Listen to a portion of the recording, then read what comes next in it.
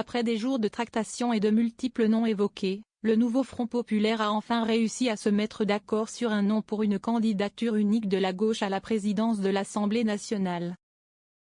C'est André Chassaigne qui a été désigné pour tenter de briguer le prestigieux perchoir. Une fumée blanche a fini par émerger des tractations du nouveau Front populaire, après avoir acté une candidature commune. Le groupe écologiste et social, ex-les écologistes, la gauche démocrate et républicaine, GDR, où siègent les communistes, la France insoumise, LFI, et le Parti socialiste, PS, se sont mis d'accord sur un nom pour essayer de remporter le poste de président de l'Assemblée. C'est le député communiste André Chassaigne qui a finalement été désigné.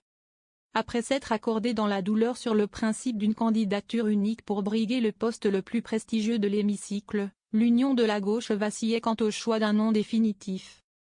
Le plus haut poste de l'Assemblée.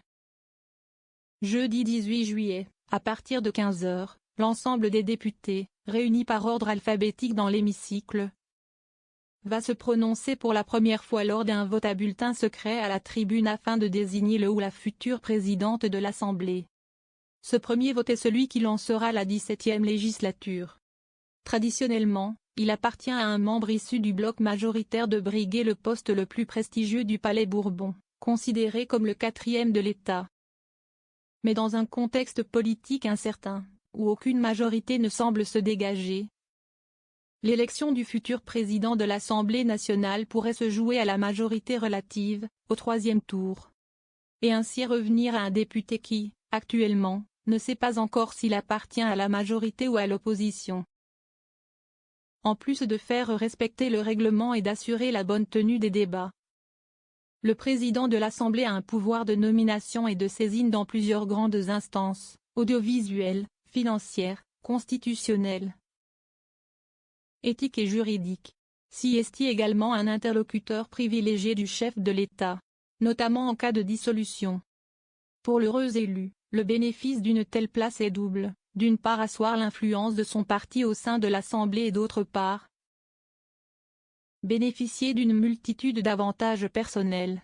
Le président de l'Assemblée peut en effet résider s'il le souhaite dans l'illustre hôtel de la Sée, dans le 7e arrondissement de Paris, une somptueuse propriété du XVIIIe siècle accolée par un passage au Palais Bourbon. En plus de ses indemnités de 7 637,39 € bruts de député, il touche une indemnité spéciale de 7 698,50 €, soit un total de 15 335,89 €.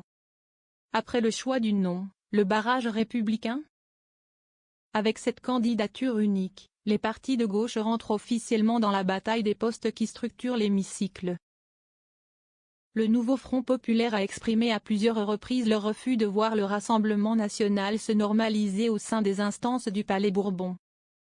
Nous n'avons pas eu mandat de glisser quelques bulletins Rassemblement national dans quelque urne que ce soit, avait indiqué Boris Vallaud le 17 juillet sur notre antenne. Dans un courrier de ce mardi 16 juillet, les 4 présidents de groupes de gauche ont appelé le camp présidentiel et la droite républicaine à une rencontre pour aborder ensemble les enjeux de la mise en place de ce barrage républicain à l'Assemblée nationale. Nombreux parmi le bloc central s'opposent à cette logique. Au nom de quoi va-t-on pouvoir justifier leur éviction? Tempête un représentant d'Horizon auprès de bfmtv.com. Un avis partagé par la présidente sortante, Yael Braun-Pivet, candidate à sa réélection. Comme en 2022, l'ensemble des partis doit être représenté, a soutenu lors d'une réunion à l'Élysée vendredi 12 juillet, la députée macroniste, selon l'AFP.